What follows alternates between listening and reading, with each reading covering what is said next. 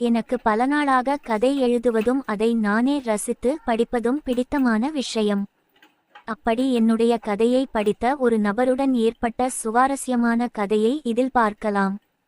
புதிதாக ஒரு கதையை எழுதி அதை இணையதளத்தில் அப்லோட் செய்து இருந்தேன். நல்ல வரவேற்பு. சில தொடர் வாசகர்களின் பாராட்டுகளும் சில புது வாசகர்களின் வாழ்த்து செய்திகளும் வந்தவண்ணம் இருக்க, ஒரு புதிய வாசகர் என்னிடம் பேச துவங்கினார். பொதுவாக ஆண்களிடம் பேசும் எண்ணம் கிடையாது.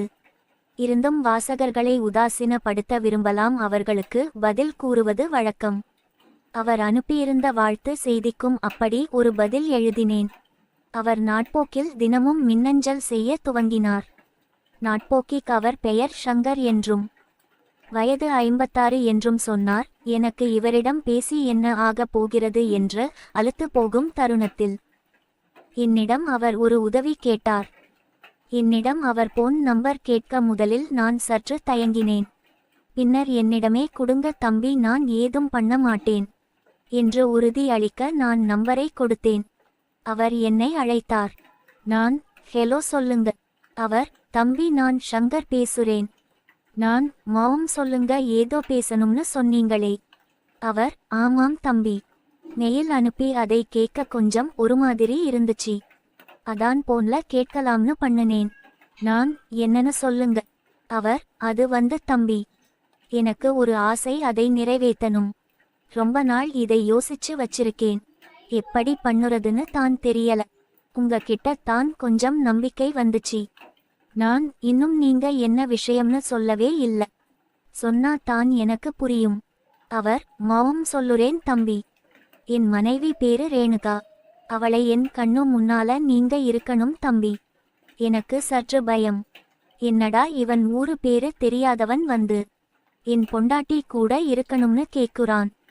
எங்கேயும் போய் மாட்டிக்க போறோமோ என்று யோசிக்க, அவர் தம்பி நீங்க என்ன யோசிக்கிறீங்கன்னு புரியுது. எப்படி இவனை நம்புறதுன்னு தானே. நீங்க உங்களோட முன்னாள் கதையில நீங்க உங்க ஊரு என்னன்னு சொல்லிருக்கீங்க. நாங்களும் அதே ஊரு தான். ஆனா இப்போ சென்னையில வந்துட்டோம். நம்ம ஊரு தம்பின்னு நம்பி தான் கூப்பிடுறேன்.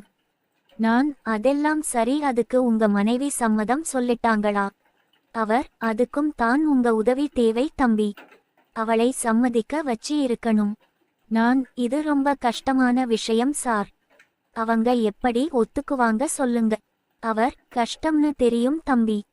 இருந்தாலும் அவளை எப்படியாவது அப்படி பாத்துறணும்னு ஒரு ஆசை. வயசும் ரொம்ப ஆயிடுச்சு. இதுக்கு மேல விட்டா அவளும் வயசு ஆயிடும். அப்புறமா இதை நான் பார்க்கவே முடியாம போயிடுமோன்னு இருக்கு. நான் உங்க மனைவி வயசு என்ன ஆச்சு? அவர் அவளுக்கு இப்போ 43 ஆகுது தம்பி. ஆனா பார்க்க அப்படி இருக்க மாட்டா. நல்ல ஆண்டி மாதிரி இருப்பா. நான் எப்படி இருபங்கன்னு நான் பார்க்கலாமா?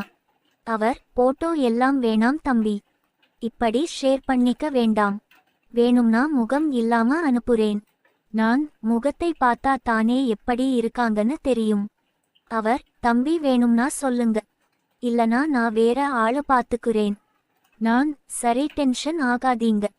முதல்ல அவங்க போட்டோ அனுப்புங்க. நாங்கள் உரையாடலில் இருக்கப்போவே அவர் மனைவியின் படத்தை அனுப்பினார். முகம் இல்லாமல். ஆள் அழகாய் இருந்தாள். நல்ல ஆண்டி போன்ற உடல். எப்படியாவது இவா கூட இருக்க வேண்டும் என்று முடிவு செய்து அவருக்கு சம்மதம் சொன்னேன். அவரும் என்னிடம் பிளான் என்னன்னு சொல்லுங்க தம்பி, நாம பேசி பார்ப்போம். நான் யோசித்து சொல்கிறேன் என்று சொல்ல, அவரும் சரியென்று சொன்னார். நான் சில விஷயங்களை தினம் தினம் அவரிடம் இருந்து கேட்டு அவளை பற்றி தெரிந்து கொள்ள, அவளின் ஆசாபாசங்களை புரிந்து அவளை கவர முயன்றேன். அவர் அந்த வாரம் என்னை அவரின் வீட்டுக்கு அழைத்து இருந்தார். நானும் சென்றிருக்க அவரும் மனைவியும் என்னை வரவேற்றார்கள். ஒரு அடுக்குமாடி குடியிருப்பில் 12ஆம் தளத்தில் வீடு இருக்க எனக்கு நல்ல சாப்பாடு பரிமாறப்பட்டது. நான் அன்றுதான் அவளின் முகத்தை நேரில் பார்த்தேன். சும்மா சொல்லக்கூடாது. அந்த வயசிலும் ஆள் சும்மா அழதான் இருந்தாள். வந்தால் அப்போவே தூக்கி வைத்து இருக்கலாம் போல இருந்தது. முகத்தில் லட்சணம் ஒரு கண்ணாடி. பற்களை பளிச்சென்று காட்டும் புன்னகை. எனக்கு அப்போவே லேசாக இருந்தது. அவருக்கு அது புரிய சிரித்தார். ஆனால் உண்மையில் எனக்கு ரொம்பவே சங்கோஜமாக இருந்தது. அவர் தன் மனைவியிடம் ஒரு நாள் அவர் வேலை முடிந்து வரும் வழியில் கீழே விழுந்த அவரை நான் தான் உதவி செய்து வீடு வரை கொண்டு வந்து விட்டதாக கூறி அறிமுகப்படுத்தினார். அந்த அம்மாவும் நன்றி தெரிவிக்கும் விதமாக என்னை கவனித்தாள். அன்று நன்கு சாப்பிட்டுவிட்டு நான் கிளம்ப கீழே பார்க்கிங் இடத்தில அவரை மீண்டும் சந்தித்து பேசினேன். நான், என்ன சார் இப்படி இருக்காங்க, என்னால கண்ட்ரோல் பண்ணவே முடியல. அவர், பார்த்தேன் தம்பி, நீங்க நெளிஞ்சு கஷ்டப்பட்டதை. நான் அன்னைக்கே சொன்னேன்ல அவ செம்மையா இருப்பான்னு. நான் இப்படி எதிர்பார்க்கல சார். ஆனா எப்படி கரெக்ட் பண்றது?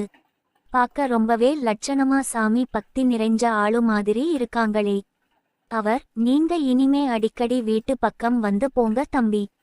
நீங்க எப்படி வேணுமோ பேசிக்கோங்க. ஆனா நீங்க இருக்கிறது என் கண்ணு முன்னால தான் நடக்கணும். நான், சரிங்க சார், நான் ட்ரை பண்ணுறேன். அவர் சொன்னபடியே அடுத்த 2 நாட்கள் கழித்து அவர் வீடு கதவை தட்டினேன். அவர் வீட்டில் இல்லை என்பது எனக்கு தெரியும். ஆண்டி கதவை திறக்க, அவள், தம்பி வாங்க, உள்ள வாங்க.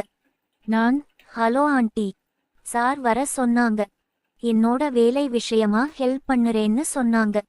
அவள், முதல்ல உள்ள வாங்க தம்பி, அவரு வீட்டுல இல்ல. போன் பண்ணி என்னன்னு கேக்குறேன். என்னை உட்கார வைத்த அவள் அவருக்கு போன் செய்தாள். என்னங்க, அந்த தம்பி வந்திருக்கு, வர சொல்லியிருந்தீங்களாமே. அவர், ஆமாம், நான் வர ஒரு மணி நேரம் ஆகும். தம்பிக்கு ரன்ன வேணுமோ கேட்டு கூட நான் வந்துடுறேன். அவள், தம்பி, என்ன சாப்பிடுறீங்க? சூடா குடிக்கிறீங்களா இல்ல சில்லுன்னு சாப்பிடுறீங்களா?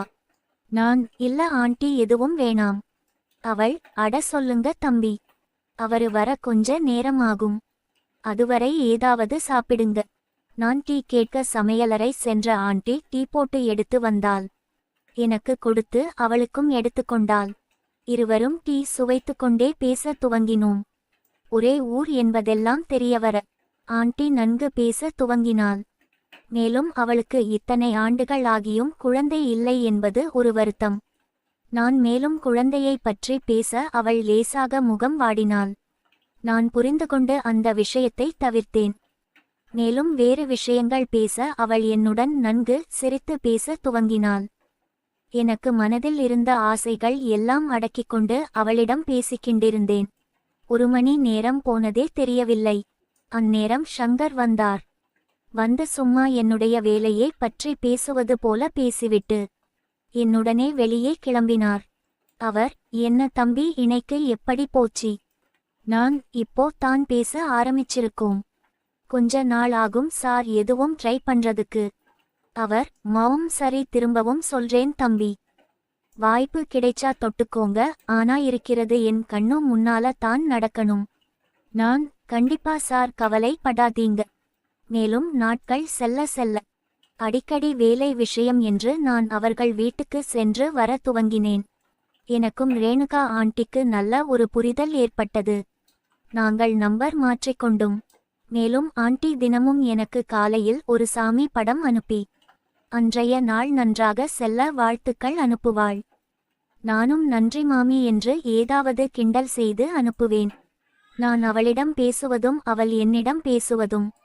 மேலும் என்னுடன் பேசுவதை அவள் பேசுவதை மறைகிறாளா, இல்லை அவள் கணவன் முன்னரே அவனுக்கு தெரியுமாறு பேசுகிறாளா என்பதெல்லாம் ஷங்கரிடம் கவனிக்க சொன்னேன். அவர் பார்த்ததில் என்னிடம் இருந்து மெசேஜ் வந்தாள். அதை வாசிக்கும்போது ஆண்டி புன்னகைப்பதும், அப்போது அவர் என்னவென்று கேட்டால் ஒன்றுமில்லை என்பதும் வாடிக்கையாக நடக்க துவங்கியது. மேலும் ஆண்டி என்னுடன் போனில் பேசும்போது தனியே சென்று பேசுவதையும் ஷங்கர் கவனிக்க துவங்கினார்.